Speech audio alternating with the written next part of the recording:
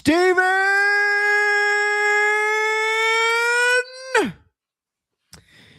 You think everybody in Seattle should get off school for the parade?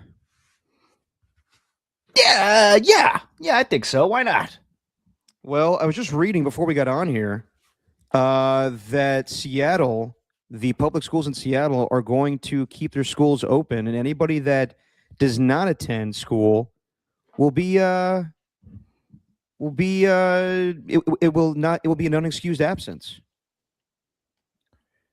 So they'll get in trouble. They'll get in trouble, yes. For skip. Well, it's their prerogative, I guess. I don't know. Bobby Brown. Yeah, it's true. Bobby Brown, you doing a guru there? I'd be pissed. I'd be pissed if I was a kid in Seattle, but I don't know, man. I don't know how I'd feel about it. Are these elementary schools or is it just high school? Like, what are we talking here? I think it's all schools, high school, middle school. So if you attend the parade in Seattle, you will get you'll be tardy, or it's an unexcused absence. Yeah, so not seeing that. That would suck, especially as like a high schooler. You know, no, I hear you. Real quick, are we on Twitter? Yeah, we are. I'm looking at it right now. Let's see us. It says we're live. Are we? Yeah, we're live. No, I can't see it on my phone. Never mind then. Wow. Okay. Yeah, I think that's lame. Like when you win a Super Bowl, I think that everybody in the city. Hang on a second. My bad. Let me interrupt you. So it doesn't show we are, but it doesn't show we're live on the main page, but we're live on the side. On the side? Yeah, like on where it says live on X, like on the sidebar. Oh, that's weird. But it's not showing up on our profile, so we can't repost it. That's a problem. Yeah, that is a problem. What the hell is that about? That's a malfunction. Elon. Oh, I see here, but I can't. Oh, huh. Is that a new thing? I didn't notice it last time.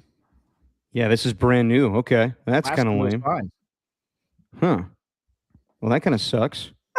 Well, anyway, the people on YouTube could see us, I guess. So yeah, I think that's lame. Wants to click into that sidebar, which I don't think is going to happen. Is that a settings that basically, Steve? Did you fuck this up, or is a new thing? How would I know? Of course, I didn't. All right, I just simply said post to X. Yeah, well, that's a weird thing. We usually, like, if we're paying the service, which we are, Elon, we should be able to post this on X. Yeah, whatever. As far as I think it's lame that Seattle's doing that as a city, where you should be able to miss school and celebrate the first championship in 12 years. That's pretty lame. Is that a common thing though? Schools take the day off? I would think so. I think when the Chiefs win a Super Bowl, everybody in Kansas City gets to take time off. I don't remember it when the Giants did. We didn't actually. We didn't get allowed. Everybody went to school? Yeah, we had to go to school. I remember. I didn't go to that parade because I had to go to school. Did kids, when the Warriors won, have to go to school? I wasn't in high school by then, so I don't know. Yeah, I didn't even ask. I wouldn't know. I was about to say, I remember that. And then it was like the first one was in 2015. Like I wasn't in high school at that time. Well, yeah, I know, but I didn't know if that was like a thing that I'm sure kids got off of school. That's a big deal. Maybe the first one, but after a while, it's like, yeah, this team keeps winning championships. We can't. Well, actually, it's the summertime, so kids aren't in school. Yeah, there you go. Never mind. Moot point. Maybe it's not that big of a deal. All right, new question, Steven, since this one's we're off to a thrilling start here. Okay. Are you buying that Jackson Smith-Njigba was medically cleared to come back into the game? No. Me neither. No, of course not.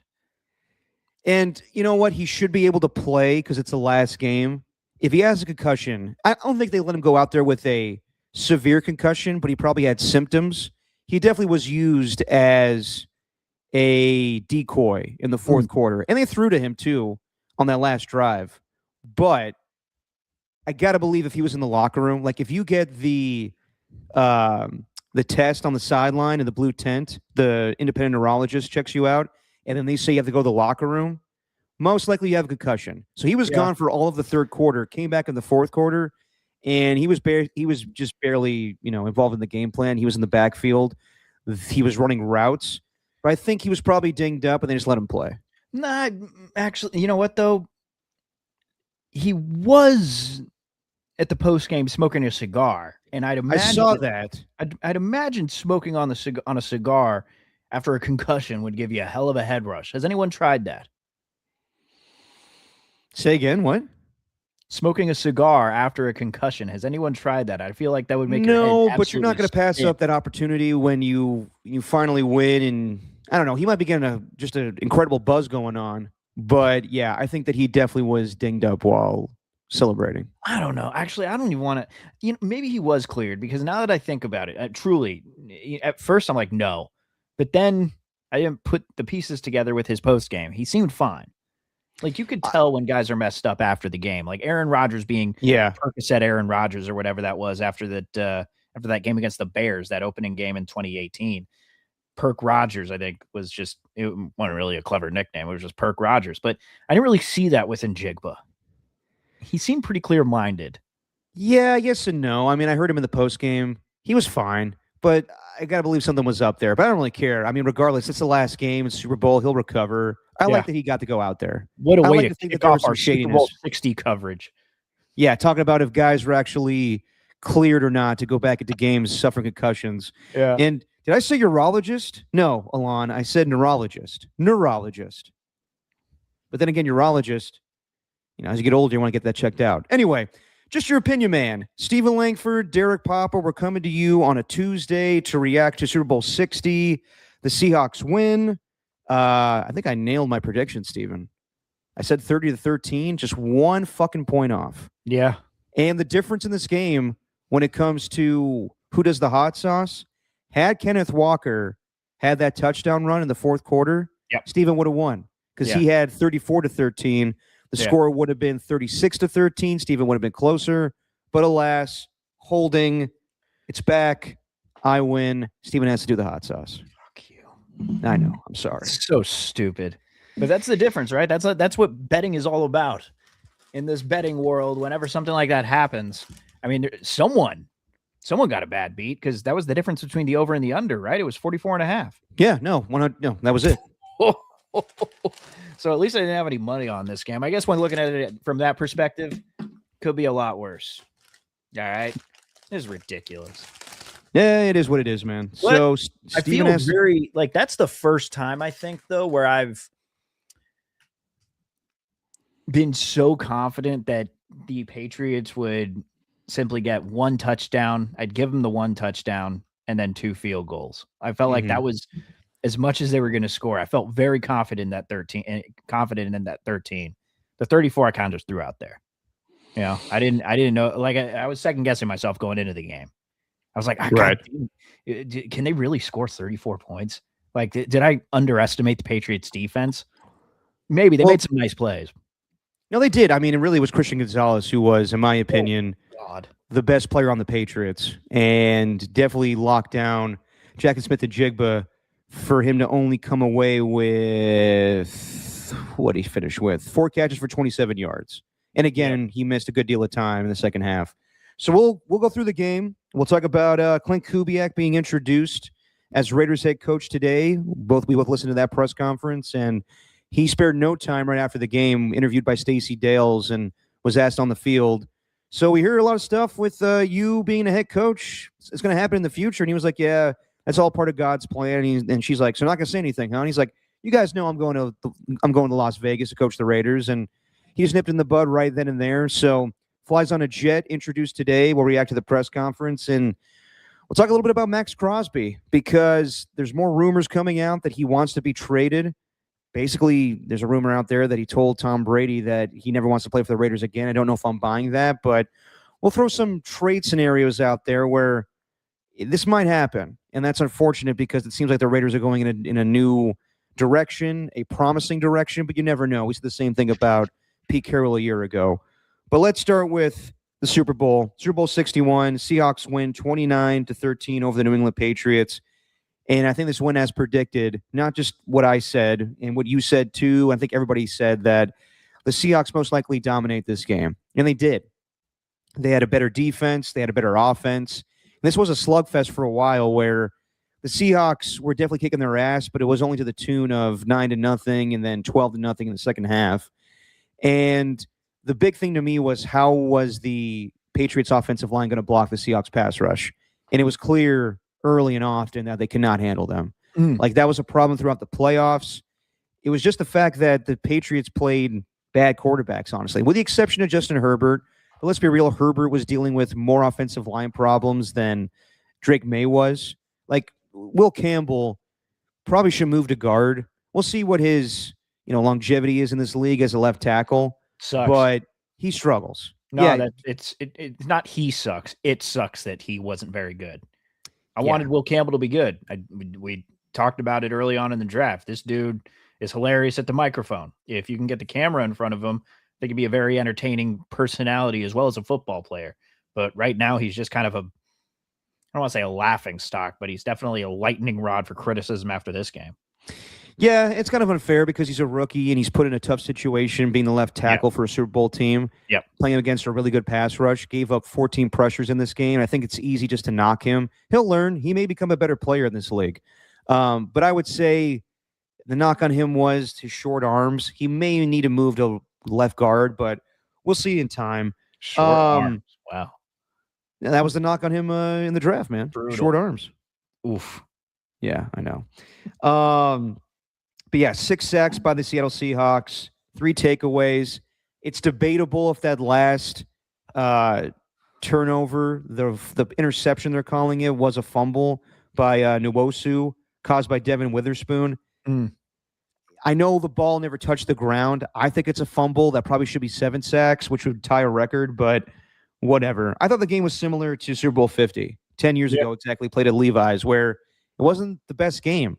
The Broncos kicked the Panthers' ass. The Broncos didn't do a lot offensively in that game. Really, Peyton Manning just handed the ball off to C.J. Anderson, and Von Miller and DeMarcus Ware went to hunt on Cam Newton. And then with this game, give a lot of credit to Sam Darnold. He deserved this. He was put in a really good situation with the system and the players around him, but it wasn't his best game. He played a hell of a lot better in the NFC Championship game against the Rams. So Kenneth Walker wins MVP. I have no problem with that. He's the first running back to win MVP since Terrell Davis. But you probably would give it to a defensive player because that was the theme of the game. The defense kicked their ass. Right. So whether it was Derek Hall or Byron Murphy or Devin Witherspoon, probably would have been my choice because I thought he ended up with 2 sacks as a cornerback blitzing. They give it to Kenneth Walker. I'm okay with that. But yeah, just an ass kicking by the Seattle Seahawks, which I think we all anticipated. Yeah, and I'd go back just to the 2021 Super Bowl, man. Bucks Chiefs said going into it, it's going to be like that, where Drake May is just going to be like Patrick Mahomes, and he's just going to be running for his life because this Patriots offensive line isn't going to be able to deal with the Seahawks defense. But I do feel like, in a way, it's kind of symbolic of the Seahawks as a whole, right? Like their defense, there hasn't been like one most valuable player. Like, Nick Eamon-Warry is just a rising superstar in this league. You mentioned Devin all the names you mentioned, Uchenna Nwosu and Devin Witherspoon, all those guys are on the rise right now, but they create like this cohesive unit that has just been devastating through this postseason. I don't think there could have been a Super Bowl MVP from the defense because it just felt like collectively they played that well. Like everyone across there wasn't really a single player who struggled, a single guy who you can point out and say, God, he's getting beat. Like I didn't see that at all. And to be honest, it was a little bit like that with the Patriots, although the run game was just the Seahawks were just gashing them in the run game and pretty much doing whatever they wanted with Kenneth Walker. The Patriots were at least in a bend but don't break scenario. And if the offense even gave them a little bit of a chance, then that would have changed the complete outcome of the game. That would have switched the way the Seahawks were doing things. They weren't forcing Sam Darnold to throw the ball at all just because they weren't having any success stopping the run. So yeah, it was just an ass kicking. And I don't blame anyone in the chat here who's saying they didn't like that game, more AJ, just tell us how you really feel. That game sucked balls. Yeah, I mean, I get it because the Seahawks won, and I think a lot of you were anticipating that was going to happen, but it is what it is at this point. Yeah, I get it. It wasn't the best Super Bowl, but I think you're more mad because the Seahawks won the Super Bowl. I think that's a timeless one to use to describe something like that. Suck balls. Suck balls, man. Yeah, it's always funny when you add balls at the end of anything. Apart, Yeah. Oh yeah. Whenever you add balls, it's an easy laugh, but it is funny. Some people in the chat are saying the kicker should have won MVP. Are you guys out of your mind? I'm sorry, but like I've heard that a lot lately. Jason Myers should have been MVP. Why? Because he kicked, what was it? 5. 4 field goals? It was 5 field goals? 5. Okay. So what? A couple extra points. Yeah, a couple extra points, but at the same time, like, shouldn't be MVP. Were they long distance? No. Were they 50 yarders or even 40 yarders? Let me go through it real quick. It was 33 yards, 39 yards, 41 yards, 41 yards, 26 yards. Yeah. No, he should not have been MVP. I'm sorry. You can't give it to an MVP when you had a running back who I thought Kenneth Walker should have got the MVP.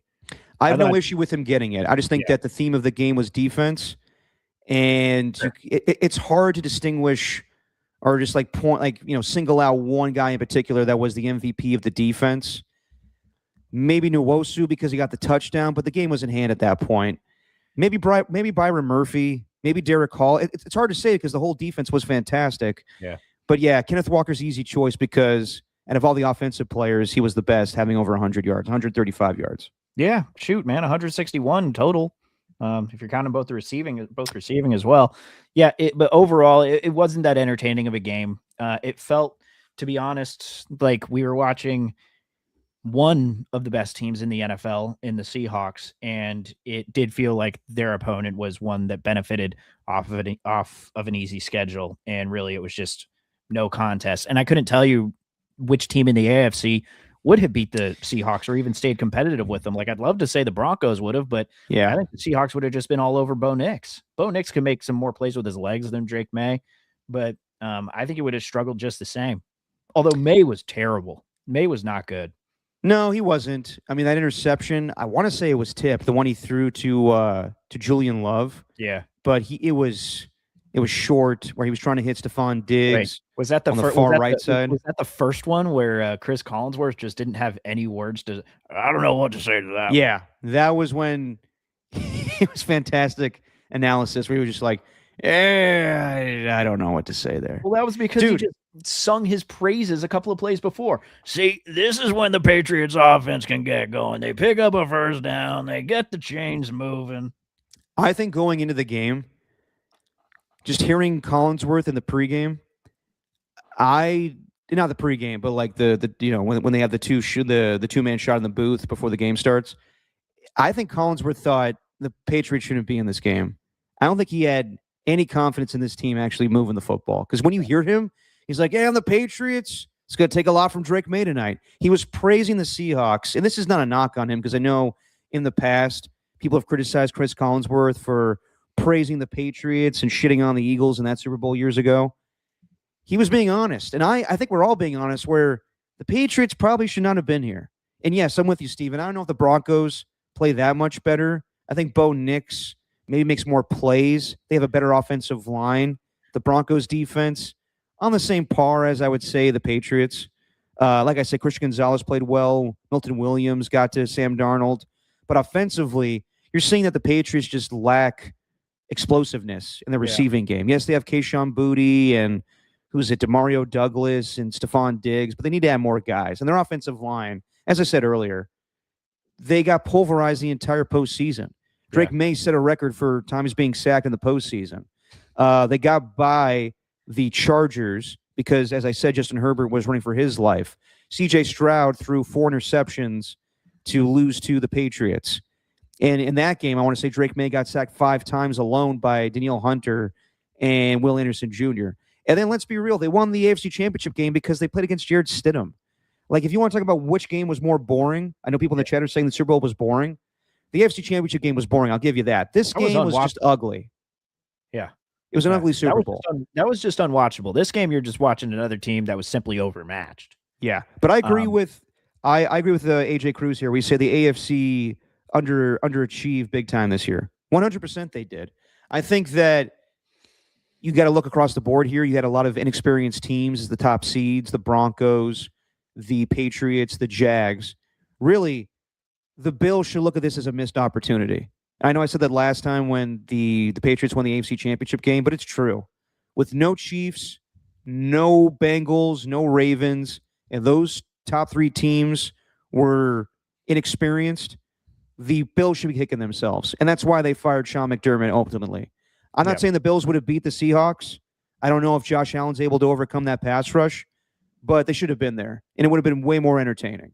So, yeah, honestly, I think the Patriots are probably the worst Super Bowl team since the 94 Chargers. Jesus. I know I'm just being honest. Like I don't like I think that they had a good regular season, but they're not a Super Bowl team. Yeah. I know they had good victories against the Bills, and they went into Baltimore and won. They went into Buffalo and won, obviously. They went into Tampa Bay and won, but their schedule was not fantastic. And just in comparison, the Chargers that year had a really good defense, and they had Natron Means, but offensively they had Stan Humphries, and they got blown out in the Super Bowl. Yeah. So I just didn't think they were a Super Bowl team. But then again, you could say maybe all of the teams that were in contention this year in the AFC were not Super Bowl teams. Right. I also think, I believe it was if it feels like this is what it would have been like had the 2022 Vikings reached the Super Bowl. Because they were so close, all the games? The 2022 Vikings or the 2023 Vikings, I can't remember which year specifically, but the one that just continuously won these really, really close games and probably you didn't really know what they were made of when it came to the postseason, and they were just bounced out. Like, it felt like the Patriots were just such a benefactor a beneficiary rather of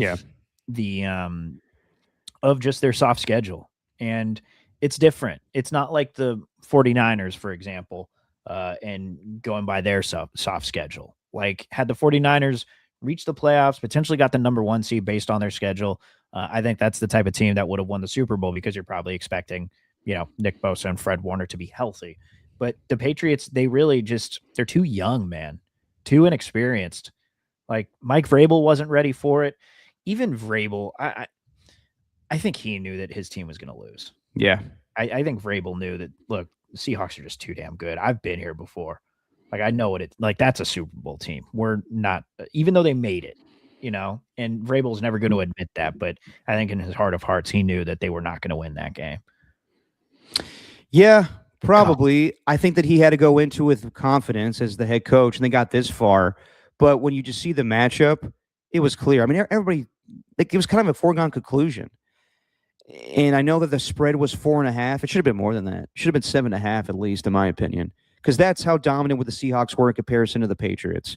And just to give some kudos, some praise to the Seattle Seahawks, they deserve this. They were the best team in football for the majority of the season.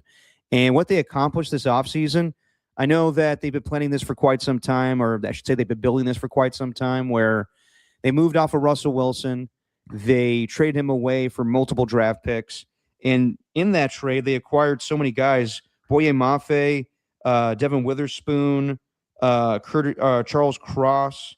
So they gained players.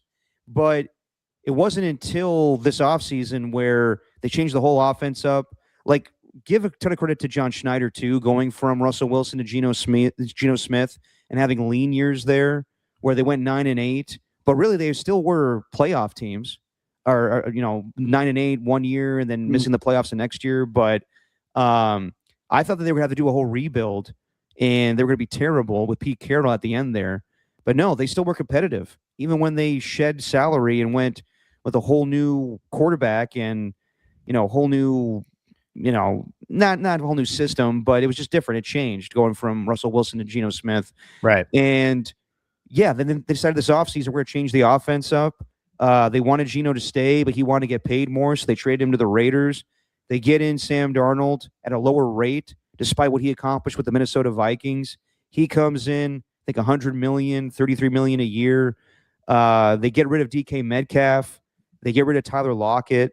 They have a young nucleus as far as their defense, but they bring in DeMarcus Lawrence. They got in Leonard Williams a couple of years ago, so they rebuilt the whole thing in one offseason without having to tear it down, which is really impressive. Yeah. It's just a team that I kind of tried, like, it was almost like mansplaining to Jesse, really. But when I was like, so you want me to tell you about the rise of the Seahawks and why they're here, how these two teams have got here? And she's like, no, go ahead. And I just told her, like, it's simply what happens when you build through the draft. Like, the Seahawks have done it the right way. And it's similar.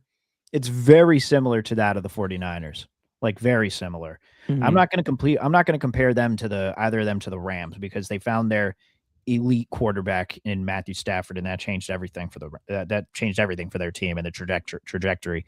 Whereas the 49ers and the Seahawks, like, this is as well as even the 49ers drafted in, I'd say, 2017 through 2021, maybe 17 through 2021. I guess kind of after that, it's almost a crapshoot, but and could be very much wrong there. But like, the way that they built from 2022 up, the Seahawks, it's almost like the 49ers and them switched, in that they're just finding superstars in each draft. And Kenneth Walker, their Super Bowl MVP, being one in 2022, and it gave them that luxury of not having to go all out for a quarterback. I'm very surprised it happened this year, though. Like, going into this season, I don't think anyone expected the Seahawks to do this or to be this. No, that's why I think 49er fans are disappointed for multiple reasons, but they've been at this, as far as this team, this iteration of the 49ers, for quite some time now, since 2019. And they've changed things, but they've been consistently at it, where every now and then they've had a bad season in 2020 and last year in 2024. But this Seahawks team, it's kind of had ebbs and flows where, like I said, it's Russell Wilson, it's Geno Smith, and they totally retooled this offseason. They were 10-7 a year ago, but nobody anticipated Super Bowl. No one thought they were contenders. We were debating if they would finish fourth in the NFC West this year. Yeah. We were focused on the 49ers and the Rams, and just remarkable they were able to do this. Yeah. With second-year coach and Mike McDonald, who I think a lot of teams now you're seeing that they want a Sean McVay type as a defensive play caller. And I was shocked to hear Collinsworth say during the game that he is the first defensive play caller to win the Super Bowl as head coach. I was like, are you kidding me? Belichick didn't win? And when I look back on it, during those Super Bowl years, he had Romeo Crennel calling plays, or he had Brian Flores or Matt Patricia or his son. So, and you think back at like all the defensive coaches that have won Super Bowls, like George Seifert with the 49ers, that was Ray Rhodes calling the plays. So now you're seeing Robert Saleh in his introductory press conference say, I'm calling plays now. And Aaron Glenn, who didn't call plays a year ago with the Jets, say, I have to call plays now. There's going to be pressure from front offices to be like, I need a Mike McDonald. That's why Jeff Hafley was hired. That's why Jesse Minter was hired. Can't think of anybody else when it comes to defensive play callers right now. But you're going to see more of an emphasis of that going forward. Sure, but they also got to build the team the right way. Of course. Like Mike McDonald, and they did. Mike McDonald, if he didn't have the personnel that he has, I don't know if he'd be calling the same defense. I mean, that's key. I mean, but also he built a great defense. Not built it, but he ran a great defense with the Baltimore Ravens years ago. And you saw it get to Brock Purdy having his worst game as a pro. So he implemented those same factors that had Baltimore in the AFC Championship game 2 years ago. Yeah. He put it in Seattle. And this defense, I mean, they should wreak havoc for quite some time as far as the defense. Like, I know Tariq Woolen's a free agent and Boye Mafe, but they're going to pay Devin Witherspoon. I don't know if they'll pay Tyreek Woolen. They got some free agents this offseason, Kenneth Walker, Rashid Shaheed, but all these guys are relatively young. And Darnold's only making $33 million. You could give him a raise. There's a debate out there we're having today on KNBR. Should Darnold make more than Brock Purdy now that he's won the Super Bowl? And I would say no, just because Darnold definitely had resurgence in his career. It's a good comeback story, But he was great in the NFC Championship game. He was great at times this season, throwing 4 touchdown passes. Also was bad, throwing 4 interceptions in a loss to the Rams. But do I think Brock Purdy's a better quarterback? Yes. Do I think he's accomplished more? Obviously not, because he hasn't won a Super Bowl, but he's been in the playoffs more than Sam Darnold has. I think Brock Purdy showed this year why you pay him $53 million a year, where I think Sam should get an increase, but only to like 45 or 50. I don't think he should make more than Brock Purdy.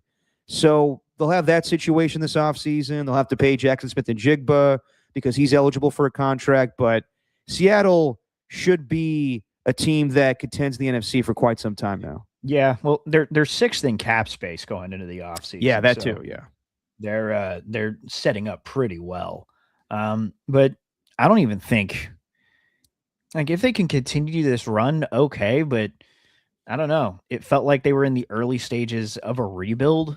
Not a rebuild. If they were in the early stages of getting out of that next phase of a rebuild and seemingly being one quarterback away, it felt like Donald was a placeholder, right? Like, I think that's how everyone viewed that deal.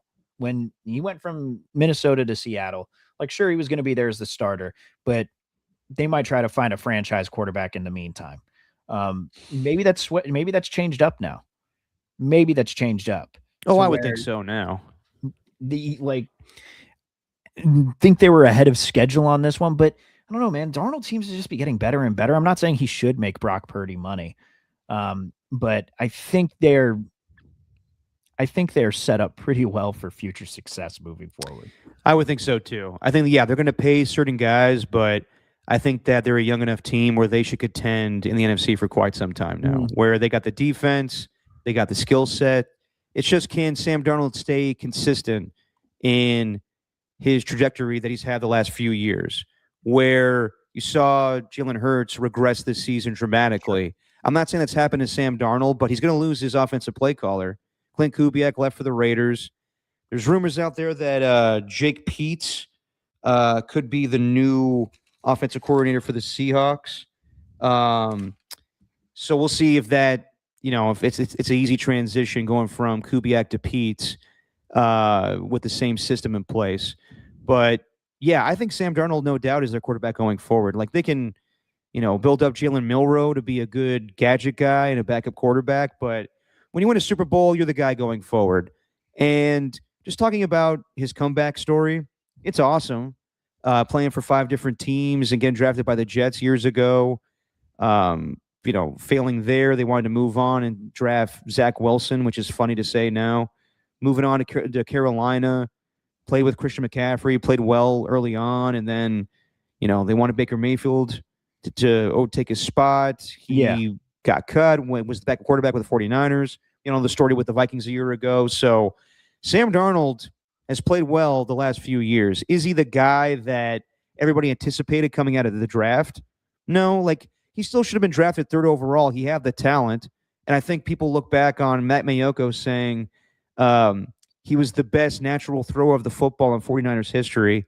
And I think that Matt's onto something there where, yes, as far as throwing the football, absolutely. But when it was time to actually play a game, yeah, Joe Montana was better. Steve Young was better. A lot of guys are better. Brock Purdy's better.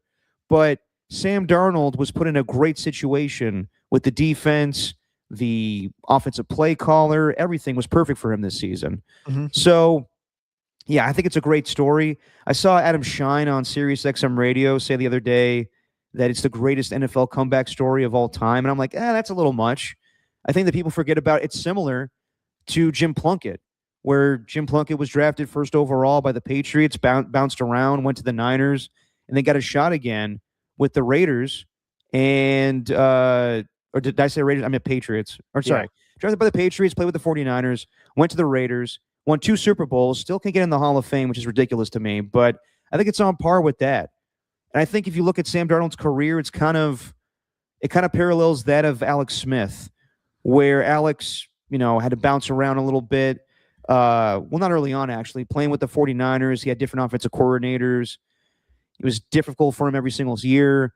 Colin Kaepernick took his job. He goes to the Chiefs, plays with a good play caller, but they want to upgrade as well. I think Alex Smith could have done the same things that Sam Darnold did in the Super Bowl. I think their careers are similar, and it's interesting to see Alex Smith talk to him in the post-game show for ESPN. But yeah, I think that Sam Darnold now, when we look back on his career, it's going to be interesting where, yes, he didn't play well initially and then got better as time went on. And I think more quarterbacks that are going to be drafted in the first round will get a longer leash if they're put in the right situation. Because now we're seeing, like, Darnold have success. I think it's the same situation for Nana Mendoza, where it's a similar skill set, and they know right away he needs an offensive play caller. So I think you're going to see more first-round draft picks have a longer leash based on the coaches that they're drafted by. Sure. As far as Darnold's story, I do think, though, that he I do think, especially these types of players who are expected to be franchise cornerstones, I wonder if this is going to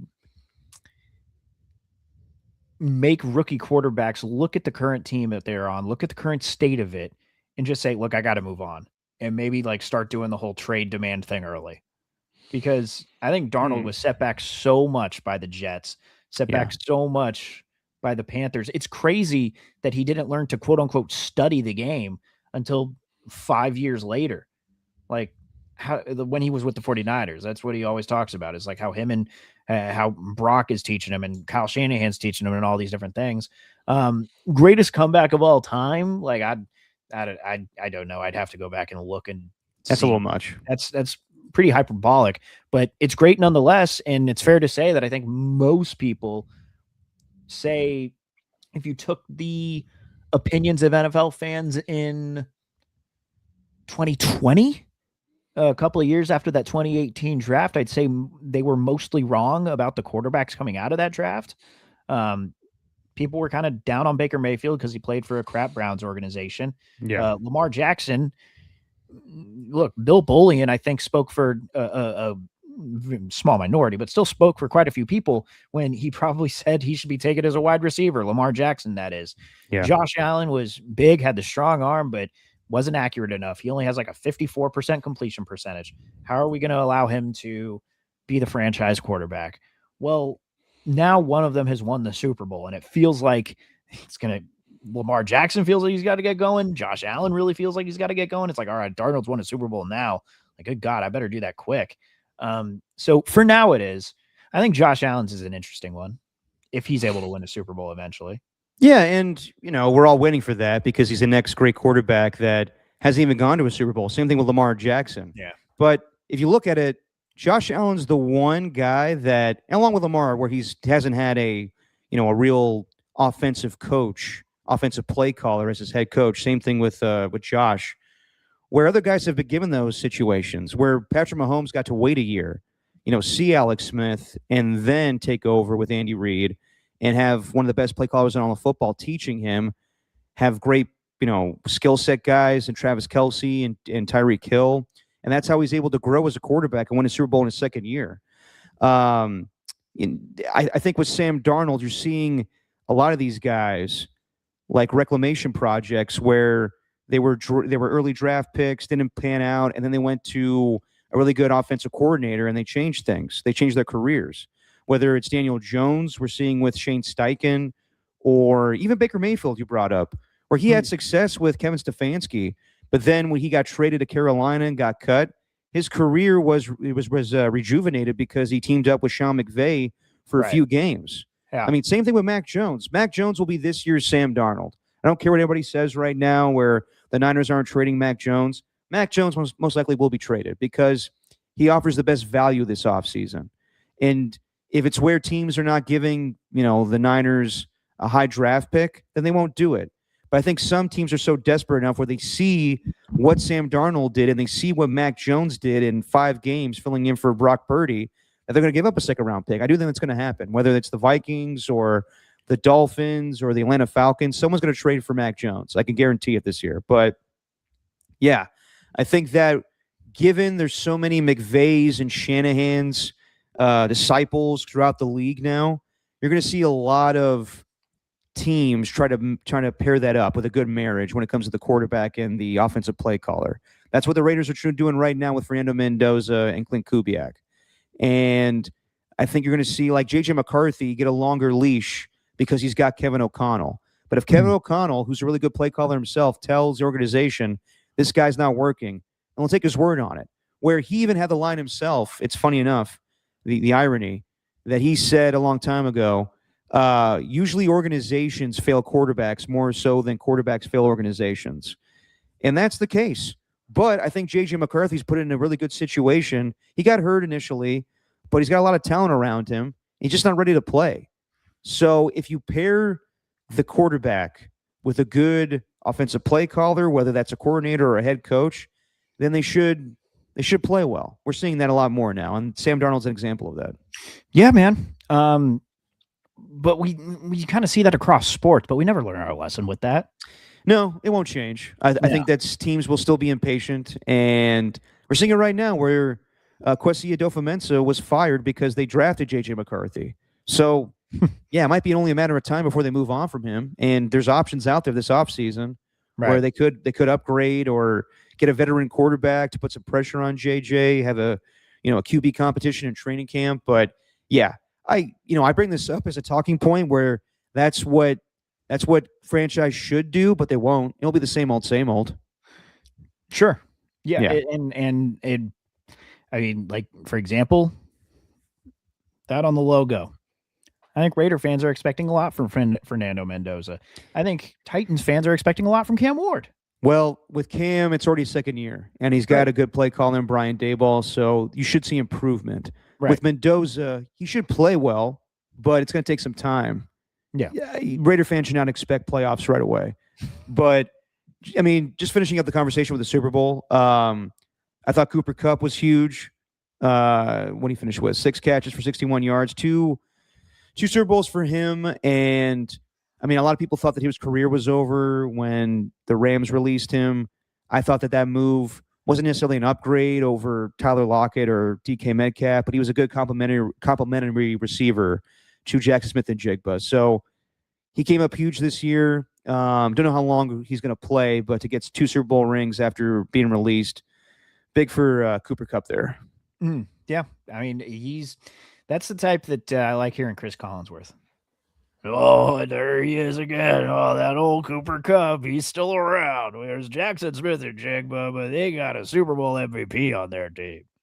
I will say, it was hilarious to listen to Collinsworth during this game because it felt like to me, like he was just like, the Patriots suck. From kickoff to the fourth quarter, he was like, oh, now they're moving the ball a little bit. Drake May throwing to Matt Collins. Finally, we got something going here. I like how he knows, though.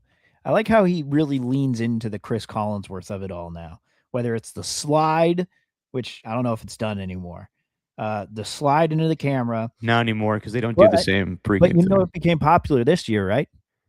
What? It's the chuckle. It's the chuckle because he had one right at the end of the final call. As Mike Tirico is just letting things die down, you just hear in the background a mini just right at the end. No. Had to get one in there to cap things off. Yeah. The really, like, I don't know, man. It was hard. It was not hard to pay attention, but you're just watching, you're just thinking, I mean, what's the point here? Honestly, like it was for the second straight year, for the second straight Super Bowl, it's more the halftime show was the talk of the game than the actual game itself. Yes. Last year? Yeah, more people were talking about Kendrick last year. I mean, the Eagles dominating the Chiefs, I think, was more surprising than anything. Sure. But I think that the halftime show was more popular. Than the game. I think so. This year, yeah. I mean, I think that, yeah, you're probably right about that.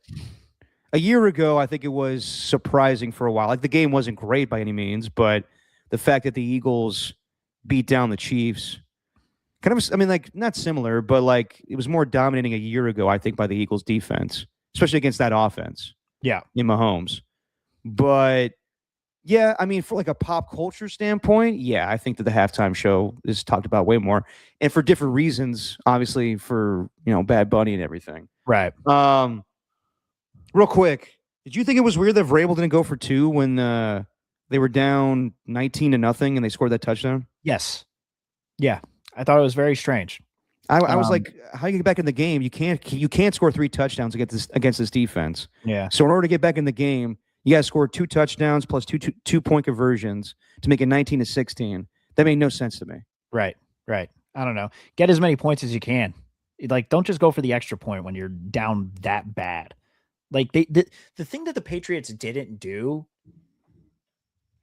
Yeah, they didn't do this. I didn't think about this, but I'm pretty sure they didn't do this. They didn't try anything tricky. They didn't play with desperation. No. Drake May missed a couple of big time throws. Like, where was that? The one where they were, because if you're gonna give the kicker the Super Bowl MVP, you might as well add the punter to that. You might as well just give the special teams for the Seahawks the MVP. Their special teams was on fire, pinning the Patriots way deep in their own zone.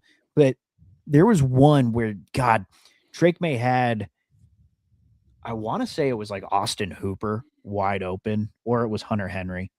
I think it was one of those two guys where and it wasn't going to be a touchdown, but it was going to be a big time play because he had him wide open over the top, and Drake May just simply missed the throw. Where was I going with this? I totally forgot where I was going with this. Just I guess Vrabel not going for 2, but basically Like there wasn't anything out of desperation. Everything that they tried had failed, and going for 2 is the least you can do to try and cut into that lead. It's the least you can do, especially when they're up like that. When they're up that big, so I don't know. It's again, it felt like Vrabel kind of knew. All right, let's just get through this. I think that. Well, I mean, I don't think he just wants to get through. I think that he just knew they were going to be outmatched here, but he's going to try their damnedest. I think it was a bad game plan too from Josh McDaniels offensively. Like, try something else with their blocking. Try moving around a little bit with Drake May. He didn't really move with his feet until the 4th quarter. He stood in the pocket way too long. Obviously, Will Campbell was letting everything go through with 14 pressures, but I thought he did a little more like a quick passing game, screen game a little bit. I thought that Mike McDonald took Josh McDaniels to the woodshed as far as play calling. So yeah. What do you think he was hurt by more, the Super Bowl loss or not getting invited to Darren Waller's wedding? Well, it hurt him so much they traded him away. But maybe we realized that was best probably for Darren Waller and Kelsey Plum and that whole situation. What a time. What a time indeed. All right, you mentioned it, Steven. The halftime show. Your thoughts? It was great.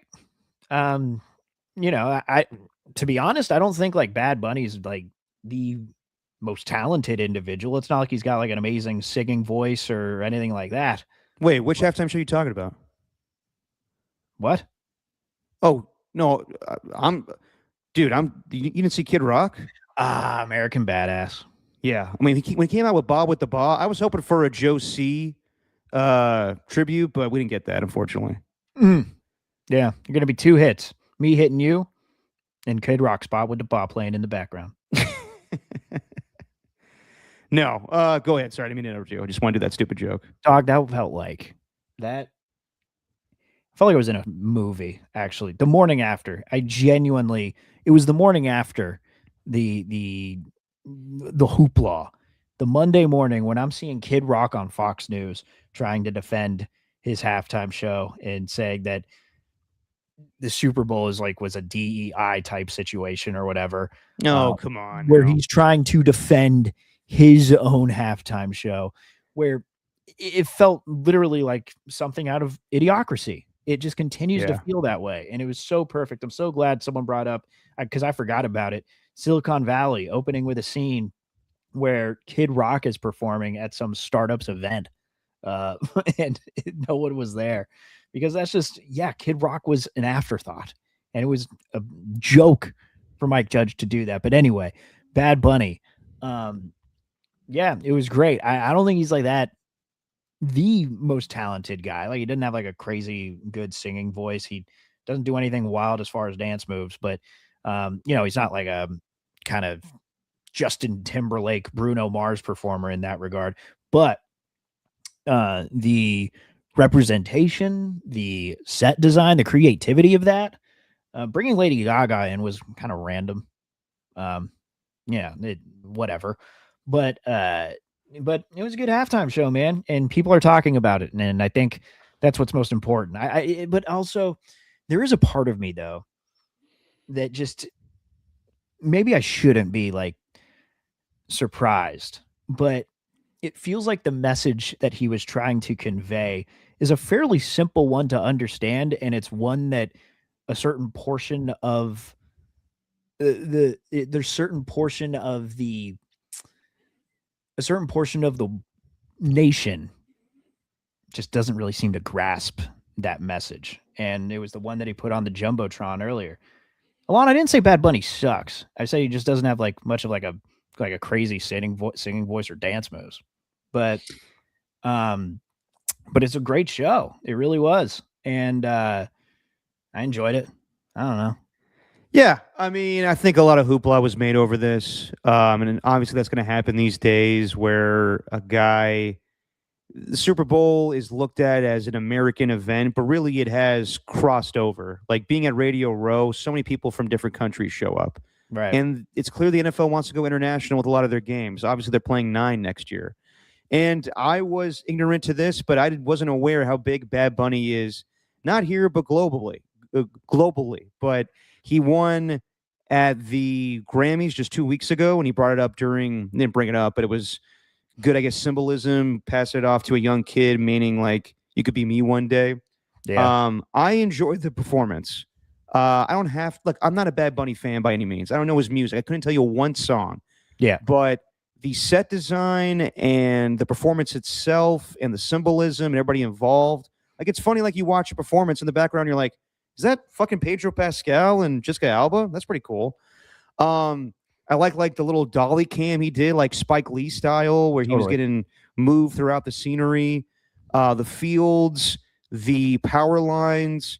Initially, like it actually teaches you a lot of stuff, because I thought a lot of it was Latino culture put into the performance, and I thought initially he was kind of poking fun that maybe a lot of Hispanic people work on power lines. No, he was talking about how in Puerto Rico the electricity is terrible. So there's a lot of stuff that you learn about watching the performance. Again, like I've realized that the Super Bowl halftime show for the longest time has been not for me, not my demographic. The last one I really enjoyed was Dr. Dre, Snoop Dogg, Eminem. And then since then, it's been, I don't know, you know better than me, Steven, like maybe Lady Gaga, or I can't even remember. Like even last year, I like Kendrick Lamar, and that was a good performance. Before that, I couldn't even tell you. Like the other years, it was The Weeknd or Rihanna. Like I don't listen to their music. So I don't know. I think people make too much of a big deal about that. Like, oh, I'm outraged. How dare you? Like I was talking about today on the radio, and some people are like, I'm offended that you support Bad Bunny. I'm like, support him. He's just a musician. What the hell are we talking about here? So I just talking to people. And by the way, the biggest thing of the performance, has Ricky Martin aged a day in his fucking life? Good Lord. That's what I said too. Yeah. God, like he looked like, between him and Kid Rock, it looks like Kid Rock's aged quite some time since 1999. Yeah. Ricky Martin looks like he's been frozen, like Austin Powers style, and looks fantastic. Looks even better than when he was living La Vida Loca. And honestly, we should get a little taste of that. I know that it's a long time ago, and maybe not the place for that. It's such an American song, but would have been nice if he, make you click your clothes off and go dancing in the rain. Go to live in La Vida Loca. It's a good song. Can I be 100% honest? Before I knew when that song was popular, I think I was like, it was in the late 90s, right? Yes. I think it was like 5. The latest of the 90s. I think it was like 5 or 6 years old. Before I understood what cultures were, before I understood like that my family was British and that wasn't a normal thing in America, all that sort of stuff, I thought Ricky Martin was white. Whatever. When I was a kid. Yeah, you're young enough. It's fine. I told Jesse that I was like, for the longest time, at least when I was a child, I thought Ricky Martin was white, and then I realized, oh wait, live in La Vida Loca. Yeah, dude, I remember when Barbara Walters, when he was huge, like it was a whole like ABC special. Barbara Walters is gonna ask, "Is Ricky Martin gay?" Yeah, yeah. It's crazy that he brought him back. And the thing that for supporting Bad Bunny, see, that's the thing. You can't enjoy something like when you enjoy something nowadays, it feels like that thing you enjoy represents like this entire other thing. You know, like if, for example, Joe Rogan's a big one, right? Many people just automatically assume if you listen to Joe Rogan, then that's representing like this far right controversial group of people who only No, some believe people in just like the conspiracy interviews. theories or what. It's something you might enjoy. Yeah. Like it represents like it's we're in this weird place now where it's like you can't enjoy anything without it. Well, that guy doesn't swing this way politically. Like I don't know if I support that or whatever. Whatever. Yeah. I'm just listening to it. God damn it, I'm just listening to it.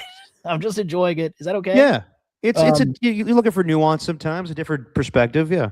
With that being said, Kid Rock is the best. Like Kid Rock is the best they got. Whatever they're trying to do, I don't know what they were trying to accomplish, but Kid Rock is the best that they can think of. Listen, I know Kid Rock has said some things in recent years. I'll be honest. Back in the day, Ba with the Ba was my shit. Sure. Cowboy, because I want to be a cowboy, baby. He had some bangers back in the day. But yeah, like this whole crusade he has where, fuck you, Colin Kaepernick. Yeah, you're not American. It's like, whatever, dude. I don't care. The fact that we needed a alternative broadcast to this, whatever. Do your own thing. But the bottom line is the Puppy Bowl outdrew you. So it is what it is. And that thing is rerun every single year. Nothing new to that broadcast, I don't think. I think it's been the same thing for like 15 years ago. Maybe they got new dogs. What? The same Puppy Bowl? It feels like it's the same thing every year. It can't be. They can't get away with that. I'm sure they've done new iterations of the Puppy Bowl, but it feels that way to me. Oh my God. That would be devastating. We need like an investigation into that. Can't be doing that on the Animal Planet. I agree. God But damn it. yeah, bottom line is, look, did I think it was an amazing performance? No, but was it done very well? Yes. And the most important thing to me is talking to friends of mine like Elena or Walter Ikabalseta, who comes on this podcast. Both of them do. They were moved by that. Walter texted me. I was joking around with him, being like, "Did you watch the Kid Rock performance?" And he goes, "No, bro." And he goes, "But honestly, like watching that, like I can't believe they put that on a national stage. That meant a lot to me." And talking to Elena about, she was like, "I cried watching that because you don't see that representation in the Super Bowl." So, and hearing Dan Le Batard talk about it on his show a little bit, he was like, "That's the most Hispanic thing I've ever seen on television before, American television." So, if it touched people in that way, how could you hate it? That's all I got to say about that. Right. Yeah. Well, apparently because you're too woke if you think that way. You don't have to be woke. It's just a nice performance. Yes, you do, Derek. Yeah, whatever. Mm-hmm. I don't even remember any of the commercials, dude. Did you? Any commercials stand out to you? Nah, I wasn't really focused on commercials. Yeah, like maybe a few. The trailerization of these commercials has ruined it for me. Agreed. Like you see a little preview on YouTube or you see the actual commercial on YouTube and it's the same shit that they show on Super Bowl Sunday. Like I remember build-ups for commercials and then you saw the actual thing, but if it's already previewed as like a skip ad on YouTube, like what's the fucking point here? Right. Now, I did like the ones that stood out to me, I guess, like all of them are kind of a blur and they're not very good, but the tight end commercial where it was get checked for colon cancer with Bruce Arians and I think it was Tony Gonzalez and George Kittle and Travis Kelce. That was well done. Andy Samberg is Neil Diamond with the mayonnaise. Tim Robinson even had a commercial, but I don't even remember it because I don't know if it was actually funny or not. So I think commercials have gone downhill. And like the is it Sydney Sweeney or Sabrina Carpenter that did the Pringles guy? I don't know. That was ruined for me. I already saw it like a commercial on YouTube. So let's be honest. Like, I can't remember the last great commercial I've seen during the Super Bowl. Commercials suck now. Yeah, they're just not that good. I don't know what it is. I mean, even going back and watching like some of the best Super Bowl commercials ever, though, like they weren't really that good in the first place. I think we really romanticized it. Well, yeah, I don't know. Like, I'm trying to think of some. I don't know. Betty White. Betty White was funny. Yeah, like when you see Betty White get tackled by people, that's funny. Yeah. I don't know. The guy who the linebacker, I forgot who it was. Was it a specific linebacker? A linebacker who was like in the office and was tackling guys for no reason? Oh, Terry Tate. Yes. That was during the Raiders Buccaneers Super Bowl. That was great, dude. That was great. Yeah. But not a lot No, of dude. Like you're not gonna have a revisionist history. Like the bottom line is they just suck now. yeah. Yeah, I guess so. The last one I remember making me laugh more recently was like the one from Boston. It was a car commercial for Chris Evans, John Krasinski, Park and the Rachel car on Brad. Harvard Yard. Yeah, park the car in Harvard Yard. Where'd you get that, Saugus? Because Boston accents make me laugh. You know what? Yeah. Goodwill Duncan wasn't bad, but also was weird with the AI and the de-aging. It all creeps me out. It's like Yeah, watching De Niro. What's up? Oh yeah, like the Irishman. Yeah. Well, like the what's another one? They did a de-age or a AI commercial for Xfinity with Jurassic Park that had Jeff Goldblum and the other actors in the movie. It's just all just weird now. It's all weird. Yeah, it's too. I don't know. Benny White getting tackled isn't real, obviously, but you know. Yeah, but it's still good special effects in comparison to AI these days. Nothing like that funny. Nothing that made me laugh. There's things that make you go, oh, you know. None of it was that funny. Like none of them were classics, like the frogs with the Budweiser or the Clydesdale for, I think Budweiser too. Yeah, nothing stands out anymore. Nah. All right, so now we're in the off season, and man, one thing we're going to talk about for the rest of this podcast is just embracing change. Whether it's embracing the change of the off season and no more football, embracing change with moving on from things in your life. Case in point, Steven texted me this morning, and I am just incredibly bummed. I walked past the athletic club last night, so everybody knows that I love going to the Oakland Athletic Club. And for years now, I've gathered people, Steven, Jacob, Elena, Walter, Danny Dunn, to go watch games there. And I walked past the bar last night, and nobody's in there. I'm like, they must have had so many people working for Super Bowl that no one's working tonight. And then come to find out, Steven texted me this morning saying, you're not going to like this, but I just saw on KTVU with lower third, the Oakland Athletic Club has closed. I'm like, what? I looked up online. It is true. The Super Bowl was the last day for the Oakland Athletic Club. They didn't tell anybody. They announced it. They've had struggles with keeping it open. Financially, it's hit them with COVID and everything. I know. I'm bummed because I don't have a bar anymore. I don't have a place to watch football anymore.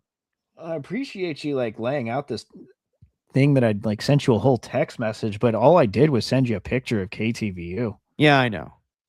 You made it sound like I was kind of sending you like these condolences, but all I did was send you a photo.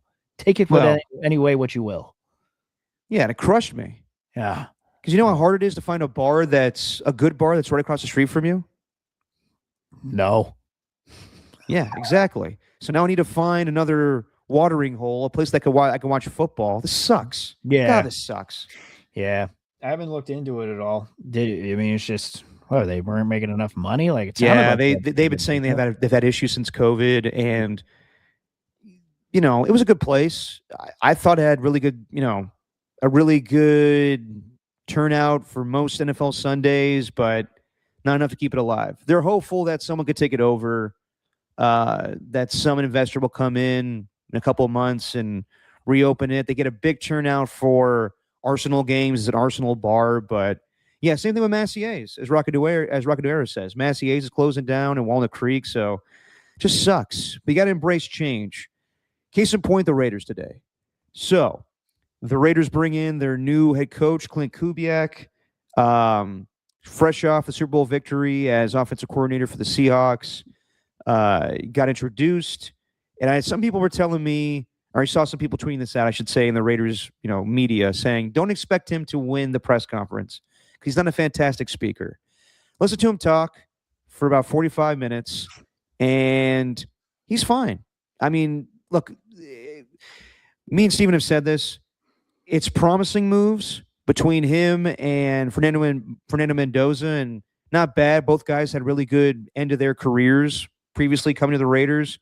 Klint Kubiak winning a Super Bowl as offensive coordinator. Fernando Mendoza going out as a national champion. So maybe the marriage will be great. But to expect success right away, you got to slow play this. This is not like Pete Carroll coming in and it's a quick fix. And Pete said all the right things a year ago, too. It was odd when he was introduced as head coach, and so was John Spytek as GM. And it felt like Pete was kind of that supportive parent, be like, oh, good for you, buddy. Good for you. With this, it felt like John Spytek was the guy in charge now. I'll be running things as far as a roster standpoint. And this is my guy. We're going to be tight at the hip with each other. It's going to be more collaborative. But hearing Klint Kubiak talk, I heard a guy that honestly reminds me of Kyle Shanahan, where he's not going to say the most glowing things at a press conference. He's just strictly X's and O's. Was there a lot of religious talk? Yeah, the guy's a religious man. They brought up, giving Bibles to players and his faith in God, and that's fine. To each their own. But I don't really care about that stuff. As long as you win on Sundays. I don't really care if you're a good speaker or not either. So was I blown away by the press conference? Absolutely not. But am I intrigued by the hire because it's promising and going the direction of so many teams right now and, going into that Shanahan class? Yeah, I'm hopeful that this is the right move. He didn't say too much, but he didn't say too little either. I thought he was very authentic. He was himself. And at least he didn't put any expectations on us. Pete Carroll came in and immediately said, oh, we're going to be winning. Oh, we plan on winning football games. Oh, we're going to win. Yeah. And then we're going to win a lot of games, if I remember him correctly. Yeah. Then through the season, constantly saying, well, I'm surprised it's going this way. It doesn't sound like Kubiak wanted to do that. He didn't give too much, but I think that was the perfect way to kind of go about it. Whether it was asked about Fernando Mendoza or Maxx Crosby and whatever, like that's kind of what I'm excited about though with him is just seems like just a no nonsense guy. I don't know what he'd be like in the building. I feel like he's just not letting any of his personality shine. He's seen, and it's been that way since the beginning of the year. Like I remember trying to find something for KCBS just to run on the weekend. And it was just Clay versus Klint, brother versus brother, offensive coordinator versus offensive coordinator. And both of them were just stone faced. None of them they were asked about it and none of them got all like rosy cheeked and oh my God. Yeah. It's crazy, isn't it? He's on the opposite sideline and I grew up with that guy. He's just like, duh. No, it's not something that's on my mind. We might exchange a text here or there, but we don't really chat much during the season. All right. Great, Klint. Thanks so much. Yeah. He's not going to be a great soundbite. He's not Gruden. He's a coach. He's not, Sean McVay. He's really more Kyle Shanahan than anything. And there's so many similarities. Obviously, being a son of a Super Bowl winning coach, the connection between Shanahan and Gary Kubiak, leaving a Super Bowl team, Kyle did with the Atlanta Falcons, and then went straight to the San Francisco 49ers. Same thing with Klint Kubiak. I will say, hearing John Spytek talk and asked why they wanted Klint Kubiak, why they wanted his scheme, and he was like, well, it's really more the person than anything. That's a lie. I mean, yes, it is because you're interviewing the man, but really you want to run the same style of offense that Kyle runs, that Sean McVay runs, that Matt LaFleur runs. That's what every team is doing right now. So, yeah, I think Klint Kubiak probably impressed you with his leadership qualities and how he is as a man and his football mind, but you want to run a highly sophisticated offense, and you want the perfect play caller for Fernando Mendoza, and you want the right zone running scheme for Ashton Genty, and you want to rework that offensive line the same level that Ben Johnson did a year ago for the Chicago Bears. And really, that's what this hire is a year ago, Tom Brady wanted Ben Johnson, didn't get him. What's the next best option? It's this guy, because he won the Super Bowl, and every team wasn't willing to wait him out, and the Raiders were. Now they're behind. They need to find an offensive coordinator, but it sounds like they'll get one in Andrew Jericho, who has worked with Kubiak everywhere he goes. And they need a defensive coordinator. I don't know if that's going to be Jim Schwartz. There's one guy, I think his name's Carl Scott, who's been a DB's coach with the Seahawks for quite some time and was with him in Minnesota. Klint Kubiak, that is. So who knows what happens the next couple of days here when it comes to assistance with Kubiak's staff. But this is going to be a process. I think that if people are anticipating, playoffs in year one with Mendoza, temper your expectations. This is going to be a long process. They got to build up guys. They got to rework the offensive line. They have the cap space, but this is going to be a whole thing. We're in the same vein as Tony Vitello, I think. You can't expect playoffs right away for the Giants. It's a different deal because the Raiders are rebuilding way more than the Giants are. But, yeah, this is, I think, the first step in the right direction where the Raiders are going to be a competitive team once again. Yeah, but now that they've got their guy, they've got their head coach, right? They found him. They have found their version of Ben Johnson, like the next stud offensive coordinator who was meant to be a head coach. All right, they found him. Now my eyes are on the guy sitting next to him. And no, I'm not talking about the 6 legendary Raiders that were sitting there. What is up with that? That's every team has star players. Yeah. Every team has legends. Like Mark Davis just lived way too much in the past. I guarantee you it was him. And notice there was one guy who wasn't up there, and it still bothers me. And it's not Tim. There's no Tim Brown. Tim Brown said something on a radio show where he basically said Mark Davis hasn't invited me anywhere, and that bothers me. I used to have a Tim Brown. Yeah, that was weird. Yeah, I texted you that today. I don't know how Alon feels as one of the Raider fans of the chat here. Not that big of a deal, but kind of weird where John Spytek and Klint Kubiak were flanked by Raiders legends. Yeah. Mike Hayes. Who else was it? Rich Gannon. Charles Woodson, Marcus Allen, Howie Long. Am I missing one guy? I think you got him. Oh, and Jim Plunkett. Oh, excuse me. You don't really see that in press conferences. It's kind of nice to have the Raider alumni there. But at the same time, just kind of weird. And you and I have said this for years. Well, we want the Raiders to stop living in the past. You have to embrace the past, but you can't live in the past. And I love all the sayings, commitment to excellence, just win, baby. Those are Al Davis's mantras that should be echoed through the hallways. It should be shown more in that stadium. But they need to move on. They need to move on to the next iteration of Raider football, the one that features Fernando Mendoza and Ashton Genty and Brock Bowers, and maybe Maxx Crosby. I don't know about that. But Klint Kubiak was asked about Maxx Crosby. He said they got a cup of coffee before the press conference. And as far as does he anticipate him being on the team, I don't think he was asked that directly, but I think Q Myers asked Kubiak, do you need him on your defense to kind of anchor that edge? And he was like, yeah, of course you want a guy like Maxx Crosby on your team. Didn't really answer anything. He also downplayed anything with Fernando Mendoza. Again, it wasn't anything hard-hitting. It was the introductory press conference where we got to know Klint Kubiak and his kids and what kind of play caller he's going to be. He said that he never calls plays by himself. It's always a collaborative effort with him and the other assistant coaches. So you got to know the man. But as far as the game plan of what's next, I don't know.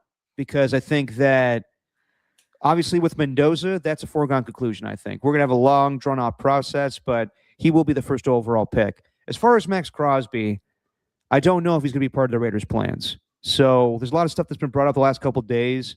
I don't know if you took anything away from the press conference as far as his future, Steven. I wouldn't. But those questions were not answered today. I don't think so. But I'm not going to take the trade rumors any more seriously than I did last week because the certain report from a certain reporter, well, this guy's been wrong a billion times. Yeah. I can't really think of a time when he's been right. I'm with you. Before we get into that, can you do a little hot sauce for us? God damn it. Yeah, I know. You thought I was going to forget. Yeah. Not today, baby. So I put way too much on there at first.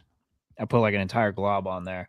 I managed to get some sauce back in the little bottle. Oh, God. Yeah.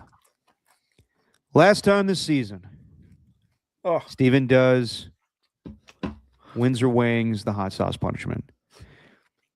So the report that Steven's talking about is that Jason Locafora says that Tom Brady was told by Maxx Crosby he's never playing for the Raiders again. And I don't know if I'm buying that. I'm with you, Steven. Jason Locafora used to be an NFL insider for NFL Network, but now he's this radio host, I believe, in Maryland. And he gets some scoops. He was wrong about the Brock Purdy what was it, a couple years ago when he was initially offered like $45 million a year, and that was poo-pooed. So I don't know if this is true, but Adam Schefter over the weekend, and I was right, like 8.5 hours of pregame coverage. They were going to release a lot of stories, and Maxx Crosby was one of them when it came to NFL Network and ESPN, that Maxx Crosby wouldn't mind a trade, actually wants to be traded. That's just according to Adam Schefter, that he wants to move on, and the Raiders don't want to move him. But if they were offered a Micah Parsons-like package of 2 first-round picks plus a player, then they would move off of him, which, yeah, we've heard that from, the get-go a while now when it comes to trading Crosby. And I guess Crosby went on with Jim Gray on his podcast and said that, I'm not going to acknowledge anything or reports, but I do want to win. So, Steven, as you're in agony right now, what are your thoughts on these Maxx Crosby trade rumors? The same as last week, dude. But we're going to find out soon. We are going to find out soon. And apparently Crosby's going to do his podcast tomorrow. And I don't know if he's going to announce anything. Like I said last time, it does feel to me like he does want to be traded, but he doesn't want to come out and say it much like Giannis. So right. I think that he's telling people behind closed doors that probably he wants to move on, and I'm sure he's going to meet with John Spytek and Klint Kubiak, and they'll go from there. And, of course, not to mention he had to repair his meniscus. So that's a long process. I think anybody that wants to trade for Maxx Crosby wouldn't be deterred away from doing that, but that's dicey with a guy having a knee injury, but he should be good by June. That's what he says at least. I'll tell you this. You doing okay? Oh, I'm in pain, man. This one hurts more than usual. Yeah? It should hurt. I got it on the tip of my tongue. It's the last one for a while. It should hurt a little bit. I hate you. Yeah. All right. I'll say this, Steven. With all this reporting out there, when there's smoke, there's fire. And there's definitely a fire going on in your gut right now. And maybe your anus later. I think that watch your eyes. I think that Maxx Crosby will be traded this offseason. I do. I think the Raiders see the opportunity. They have an offensive coach in there. Not to say that Maxx Crosby couldn't get along with Klint Kubiak, but if they're trying to rebuild around this quarterback, it helps to have multiple draft picks. So I look at the teams that are in good situations like that. Like in the Bay Area, we're going to bring up the 49ers. And I keep telling you guys, and I think a lot of you know this, is that the Raiders will never do a deal with the 49ers. I don't think Mark Davis ever wants to trade Maxx Crosby to the 49ers. Plus, I don't think the 49ers are in a position to trade for Maxx Crosby. I think that they would love to have him because he's a great player, but in order to trade for Maxx Crosby, you need 2 first-round picks plus a player. So, Steven, besides the obvious of Nick Bosa, Fred Warner, Christian McCaffrey, is there anybody on this roster from the 49ers that they can offer to the Raiders where they were like, well, we'll do that deal? I don't think so. No, not anyone who would be worth it. But that's actually, to be honest, I was going to go on a point with the Kubiak pressure. And then after we started talking about the legends or whatever, and just kind of got off. Sorry, go ahead. No, it brings it back full circle though, because it adds into it. Since they got their head coach, I'm looking at the guy that was sitting to the left of him. I'm looking at John Spytek. Yeah. And I'm seeing what he can do if he pulls off the Crosby trade, okay, what he gets in return and what he makes out of it. Because the Khalil Mack trade, I feel like had those players actually worked out, then we wouldn't be talking about it as much as this infamous trade that it was. Mm-hmm. So what's he going to do there? In the 2025 draft picks, we've talked about him ad nauseum, but going down the list, and we're not even going to talk about anyone who's past the 4th round. But Ashton Genty, you need an offensive line around him. You already have people who's saying he might not have been worth that pick that you took him 6 overall in 2025. Obviously, there's Jack Besh. Darian Porter being another one who got benched in the Caillou Blue Kelly experiment, which just didn't work out. What's he going to look like? Caleb Rogers didn't even play. Charles Grant, same thing. 2 offensive linemen that you took in the 3rd round of the damn draft. And Caleb Rogers did play towards the end of the season. And maybe there's something there, but I don't know. We didn't get a good sample size. Dante Thornton ended up getting benched. And then there's Tonka Hemingway, who we liked him for the name, thought maybe he could fill in when Christian Wilkins got released, but we didn't really see much from Tonka Hemingway this year. Like that entire draft, the first draft for John Spytek, so far, it's like compared with the team that was built around them, I'd give it like a D. I mean, as much as I like Genty as a 1st-round pick, like no one else liked him, or no one else even performed anywhere close to the expectation. So my eyes are on John Spytek now. He was supposedly the big hotshot GM, the big hotshot executive from Tampa Bay who could scout, who was known for that. Well, it seems like he's ruined his relationship with the face of the team, and now he's going to get traded. So what's this going to turn into? My eyes are on him now. Fully. I hear you.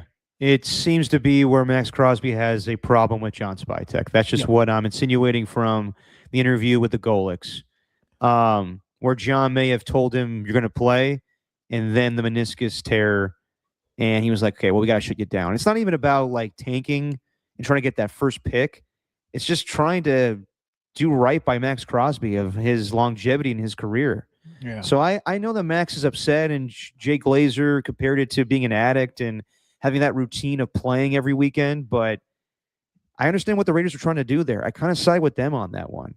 But if he's mad, he's mad. And if he wants to move on, then by all means. But again, like when Jay was asked by the Yahoo Sports hosts, would this be a Maxx Crosby move or a Raiders move?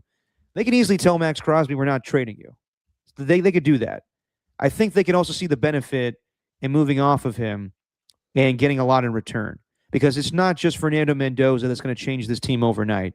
So I got some ideas where I don't think the 49ers are feasible. I do think you got to look at teams that have 2 first-round picks coming up in this draft. And whether you want to give away 2 first-round picks in this draft or have it where it's a 2026 first-rounder and a 2027 first-rounder, by all means. But I think you have to look at 2 teams in particular, and this is no surprise, but the Dallas Cowboys, who we were talking about the trade deadline, they called and inquired about Maxx Crosby. I think Trey Wingo had that report, and the Raiders said no. The Dallas Cowboys are drafting 12th overall, I believe, in this upcoming draft. And they can offer you, I mean, they have so many picks they acquired for the Micah Parsons trade, let alone they traded away, or they acquired guys in Quinnen Williams and Logan Wilson and George Pickens last year. So you get that high draft pick. You can have 1st overall and 12th overall and a 2027 first-round pick, and you can also acquire a player. Now, I know you could say George Pickens would be a good move.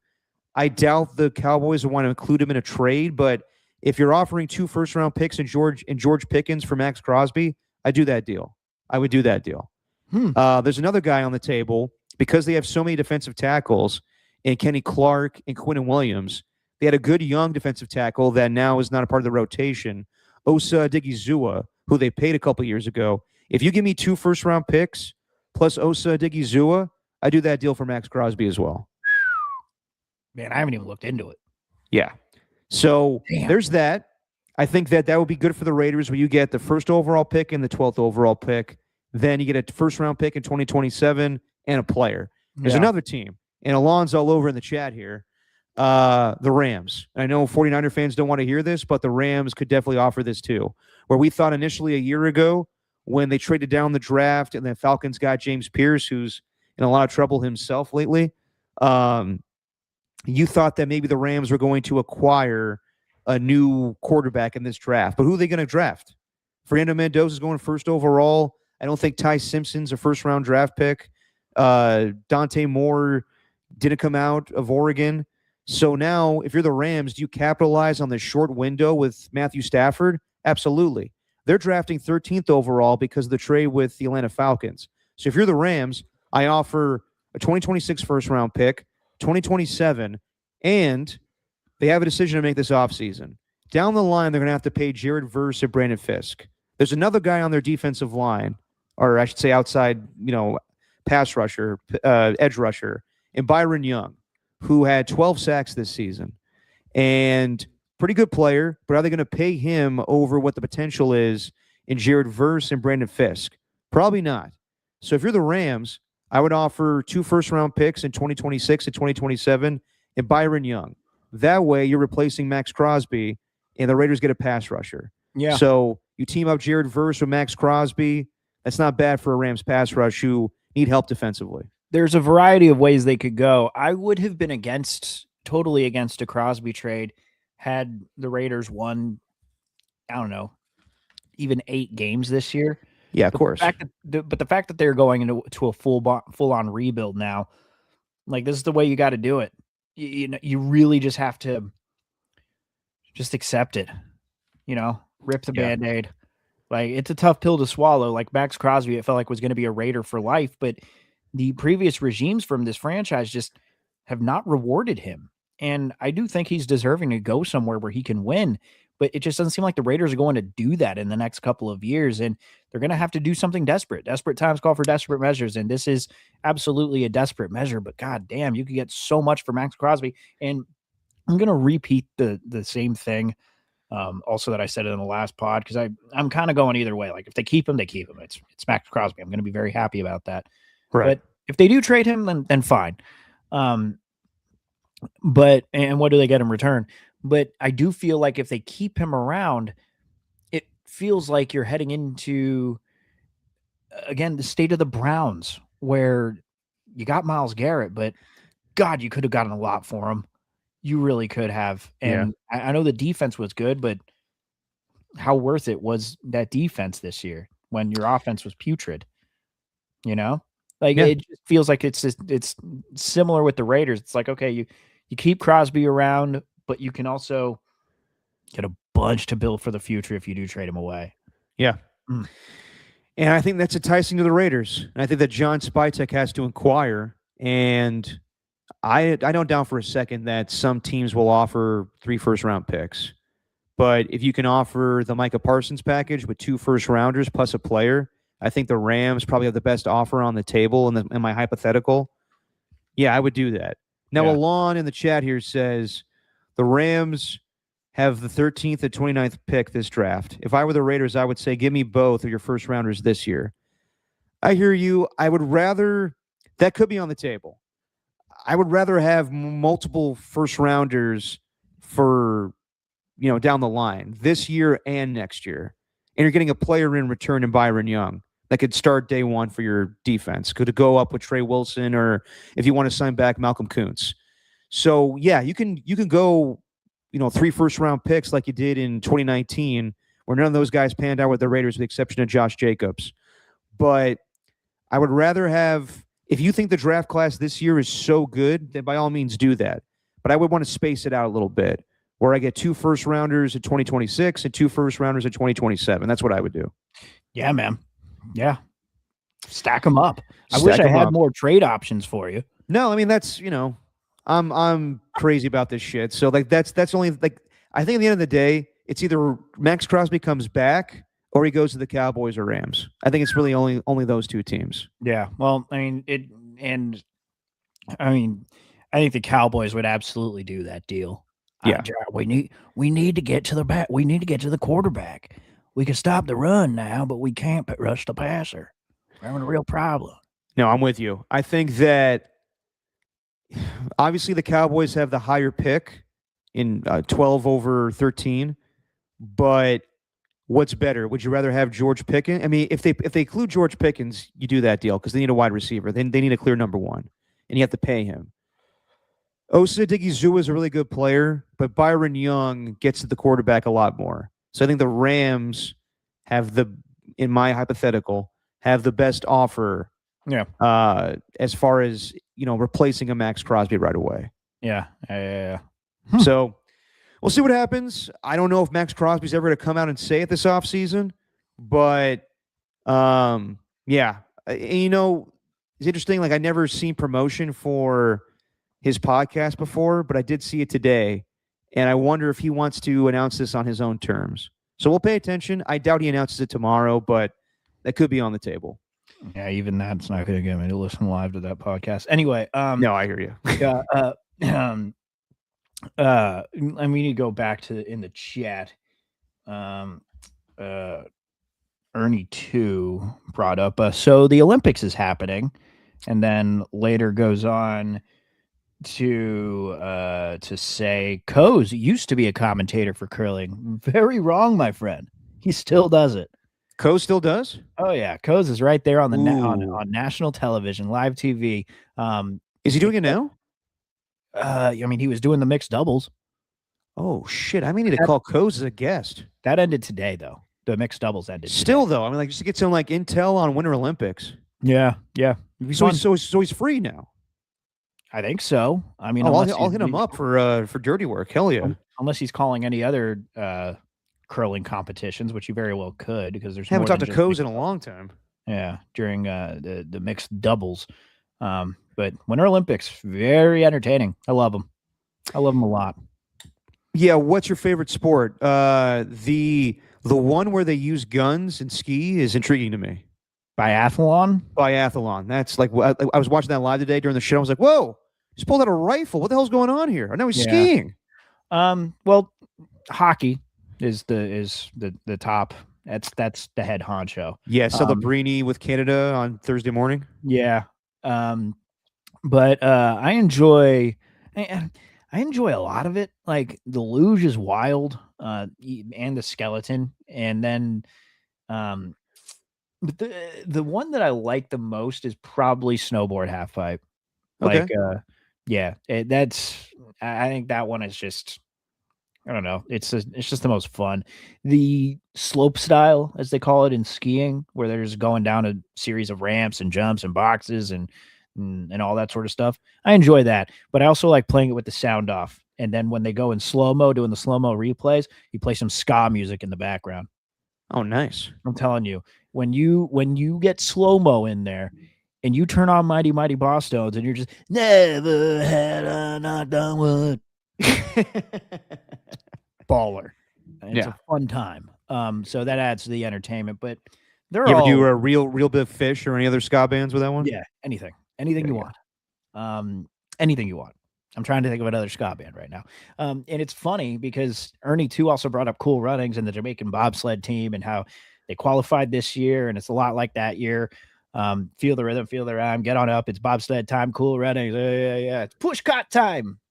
God, we watched that and it still holds up. I watched it late into the night too. I put it on at like midnight, and I'm asleep by midnight, but I was like, shit, I have an opportunity to put on Cool Runnings. Yeah, man, that gets you going. Oh my God, it cracks a me little up. John Candy action. Oh, dude, the entire scene when they're trying to recruit people, where they're showing the video, and John Candy is literally trying to avert them from it, and he's showing them a video of just nothing but crashes. He's like, no, your bones do not break in a bobsled. No, they shatter. And oof. Eesh. And then at the beginning of it, even when he's like, gentlemen, a bobsled's a simple thing. Then from the background, yeah, so's a toilet. Gets me every time. Dougie Doug. Yeah. Bobsledding's fun. Bobsledding's scary, but it's fun. I highly recommend, by the way, looking up the real crash from that Jamaican bobsled team. It is brutal. Yeah. Brutal. And I doubt it was as jovial as it was in the movie. I looked up an entire AMA and asked me anything on Reddit with the main guy, with the guy who Darius Bannock was based off of. They didn't do any carrying the bobsled and walking off to a slow clap. They really took their liberty with how they told that story. I think it was much different. Yeah, what's the motivational thing the bald guy says to the nerdy guy in the bathroom? Yeah, I see power. I see a badass mother who won't take no crap from nobody. It's a good scene. Junior Beville. Now, here's some Cool Runnings trivia for you, Steven. I'm sure you know this. Who made the music for Cool Runnings? Hans Zimmer. That's so weird to me because Hans Zimmer is so, big orchestra, all those Christopher Nolan movies, and then Cool Runnings is just like tropical do do do do do do do do. Yeah. Anything else with Winter Olympics you want to talk about? The Lindsey Vonn thing sucked, but that Yeah, happened. that was tough. But you know what? Kind of expected. Well, yeah, but it was the other knee that she broke. Still like, or the other leg rather that she broke. I know, but she's emphasizing one leg over the other. Like Yeah. you're playing. Good for her. Good for her. But that's fucking insane what she was doing. Yeah. Yeah. The mixed curls doubling was cool. And you know what's funny though is Blades of Glory. There's so much. It's comedy, but a lot of these ones, whether it's like Anchorman or even that, is they are making fun of they are satirizing a period of time, or a specific thing. Like Anchorman, like sure, it's funny, it's Anchorman, but it also does speak to just the culture of men and women in the workplace in the 70s, and especially in newscasting, and how it was just a male dominated thing, and the way they kind of viewed women. There's a hint of seriousness in that, but also in like figure skating, the main guy right now, Ilya Malinin is his name. Is this the quad guy? The quad guy, dude. Every time. So do you know that Marcus Thompson is covering Winter Olympics? Yeah. Dude, every time he comes on, we ask him about Warriors question. He's like, "Man, I don't want to talk about Warriors. I want to talk about the quad guy, guys." Yeah. Apparently the only guy who can complete a quad axel, whatever that is. But he looks dead on like Jimmy McElroy. Is that Will Ferrell's character or no, John guy? He's got the hair. He's got the hair. It's the exact same, and I don't know if he drew inspiration from that. But yeah, of course, Blaze of Glory. It's Chaz Michaels. Yes, yeah, and the brother sister combo where you're like, God, it's something going on here. Brothers and sisters are doing this. There's the brother sister duo that was competing for Sweden, won mixed culture. What mixed culture? I just read Max comment of culture, and I read culture in my head. The brother sister duo won in mixed doubles curling today, like for Sweden. That's fine. Curling is so weird to me. Where obviously it takes a lot of skill, but it looks like it's easy to do, but it's not. It's not. But it looks like they're just like mopping really fast. But have you tried that really? No, fast? Again, I'm not knocking it. It's basically bocce with what are the instruments they use? I guess curling. I don't even know what curls, whatever it is. Mops, rocks. They're stones. They're stones. Whatever it is. It's incredibly hard to do, but it doesn't look like it is. Well, it's exciting. It's exciting. It's basically like an 8-inning game where each person gets 5 throws or whatever it is, or each team gets 5 throws. It's fun. So yeah, man. I don't know. I also just like I like with the ski and snowboard teams how they're just different, how they're just cooler.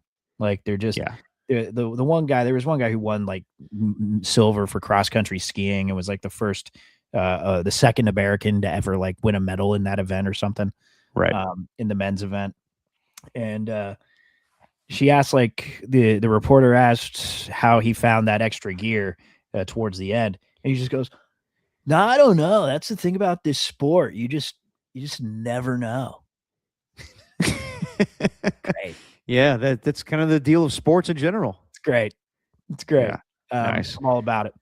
No, I'm looking forward to watching when I have more time off next week. Looking forward to watching the Winter Olympics. Before we get out of here, KCBS, if you want any of your Winter Olympics updates, I'll be there on the 15s and 45s at the sports desk. Stephen Langford.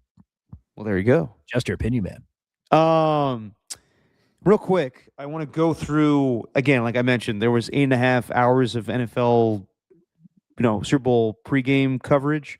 Just some news they put out there. And I think we all anticipated this.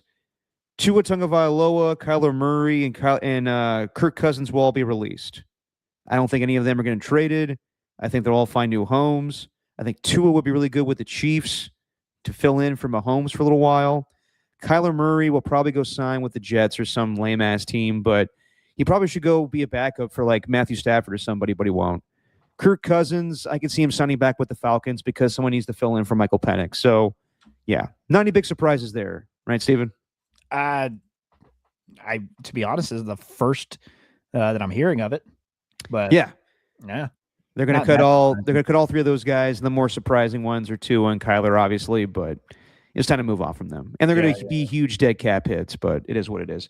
The one that is intriguing to me, and I told you this a year ago, Derek Carr wants to return for the right situation.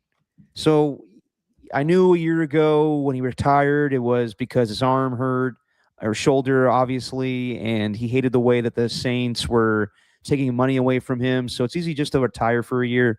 Wouldn't be the least bit surprised if Derek Carr signs. He can't sign with anybody, I guess, because he's still under contract with the Saints.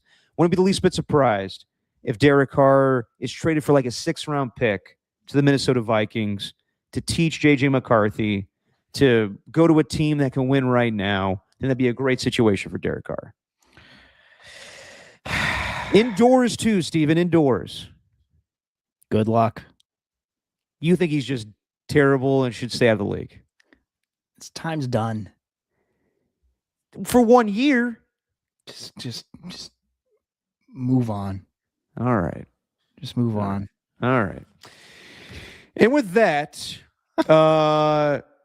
we do this every year. We review the Super Bowl and we take a little hiatus, and that's what I'll be doing. I'm going to go visit my mom in Houston for a week, and I'll come back and do the podcast. But this year's going to be a little different, everybody. So we all know that Steven is having a baby, and it's expected any day now, and we're all very excited and happy for him. Could happen this Friday. Me and Steven have been doing this podcast for 5 years now, and I love doing it. I look forward to it. It's where I think we can be ourselves and different from our day jobs of KCBS or KMBR. So I look forward to it, and I've loved it for the last 5 years, but things change and priorities come into place. So with that, I'll give you the floor, sir. Yeah. So I'm going to be taking some a pretty extended time off. I'm still we talked about it, and you kind of gave me the grace of just kind of deciding, because we want to keep this going, but I really just don't know what it's going to be like with a baby in my life. I'd love to just say like, yeah, I'll come back in the off season, but I don't want to say that I'll come back and then realize that it'd be too difficult to deal with and then not come back. So kind of leaving the door open. Like, the podcast is not over. This is not the last episode of the podcast, or else we probably would have been telling you that this would have been the last episode of the podcast. But more than likely, like, I'll probably be back like before the NFL season, more than likely. But you never know. 'Cause to be honest, even though it doesn't seem like it, dude, doing 2 days a week even is just hard. Yeah. Like it's hard to just plan around things, because it's like, God, I got this thing going on. And, it's kind of weird when someone asks if you can do anything and you say, well, I got a podcast, so I can't really go. I can't really do it. Yeah. But hopefully, I'll be back at some point. But yeah, man, I've had a shit ton of fun doing this, and I think it was a good way for us to kind of, in a way, keep in touch while doing a podcast. Because the way we talk about on this podcast is typically how we talk in real life anyway. Except we don't really talk football. We do talk life, which no one gives a shit about on a podcast. And it's not structured where Derek's just reading off topics. I think in life sometimes I read off a cue cards and be like, so Steven, tell me about Jesse. Yeah, just a notebook. And you're just like, all right, let's get to this, Steven. We're in the last hour here. So yeah, no, I just appreciate everyone. I don't really know I didn't really think of anything to say on this last part, but yeah, just appreciate everyone for all the support. And I know a lot of you have been there since I got started doing the 5 a.m. pregame show when I was still just a young, very inexperienced, spoke real slow, trying to copy the pace of Matt Kolsky broadcaster. So I appreciate everyone for tuning in, but yeah, I'm gonna be gone for a while. So hopefully I'll be back. But again, I just can't really plan for anything. So there's a chance that maybe I don't show up on the podcast anymore. I'm not sure. So we'll see. No, dude, I completely understand. And you and I have talked about it. And 5 years ago, when we started this thing, I called you and said, I want to start this thing. You and I did a little podcast together for 95.7 for the Raiders. And I thought we had good chemistry, and we definitely do. So I love you. And I want nothing but the best for you and you and Jesse and your son to be. So there's always a spot for you when you want to come back, but we'll keep this thing going. Yeah. And yeah, man. Well, I love you too, man. But just don't think all this nice, all these nice words means you're going to babysit. Well, I think I would be good, but fine. That's your call. As far as what's going to remain of just your opinion, man, I'll be here. I don't know when we're coming back because I got a lot going, a lot ahead of me when it comes to KMBR. Copes is out for quite a bit of time with vacation, so I may have to focus on my hosting duties for a little bit of time. But I will be back at some point. I'll let you guys know. And Alon Desai, who's filled in many times for Steven, is going to be the primary fill-in guy for the offseason. And this is perfect because Steven doesn't like talking off-season football anyway.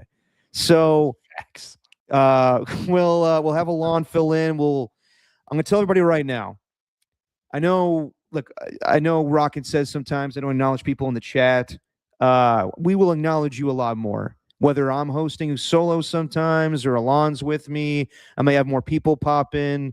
You may see Greg Silver. You may see Walter. You may see other guys that join me as co-hosts or guests. May have more guests on here. But KMBR is my daytime job, and I have to talk a lot of Giants and other things on that. And I want to talk about what I want to talk about on here. So I will always acknowledge you guys. And I appreciate everybody in this chat because you guys have supported this thing. And I love all of you. But we're going to be talking football. Like, we'll talk other things, but I do love talking football. So just a heads up, with the Raiders having the first pick and a lot of stuff going on this offseason, football will be talked about on this podcast. Just a heads up. But we'll mix in some other stuff. But yeah, Steven, I wish nothing but the best for you and Jesse, man. And please let me know when the baby is born and the name of the baby, too. That'd be nice. Dude, we kept it a secret all this time. Maybe I should just reveal it on the podcast right now. Go for it. Yeah, absolutely not. No, I figured Jesse would kill you. Yeah, somehow we've done it and kept it all the way to the end. I would suck if I screwed it up now. Alrighty. Well, everybody, we're going to take some time off. I'm going to see my mom in Houston. If there's any breaking news, and that's another thing, too, with me kind of doing this with Alon, but when I have the time to just pop on, you may see me a little bit more with just like breaking news, and I can, if I'm not doing anything, I may just go live for a little while. So, yeah, we'll see when I'm back. Probably be the week of February 23rd as we lead into the frenzy and whatnot, and we'll still do the jammies. We'll still do all of that. But yeah, Steven's just gonna go. He's not saying goodbye. It's just I'll see you later for a little while. Yeah. So, yeah. Although it could be goodbye. Who knows? Yeah, you never know. The baby will take over his life. So with that in mind, to everybody, thank you for this football season. We love you guys. Thank you for all the support. To everybody in the chat, to Pat H, to Rocka New Era, to Don Peralta, to Alon, who will be filling in quite a bit, to Mac Van, to AJ Cruz, to, I believe I said Pat H already, to Otis Bird is the word to do. I missed them. Hold on. To Chewy Raiders coverage. Thank you. And she pops up in the chat sometimes. To Jesse for allowing Steven to pop on because I know that a lot going on in life right now. You got a baby on the way, but thanks to Jesse as well. So for one last time, Steven, say what you always say, my friend. It is it's just our opinion, man.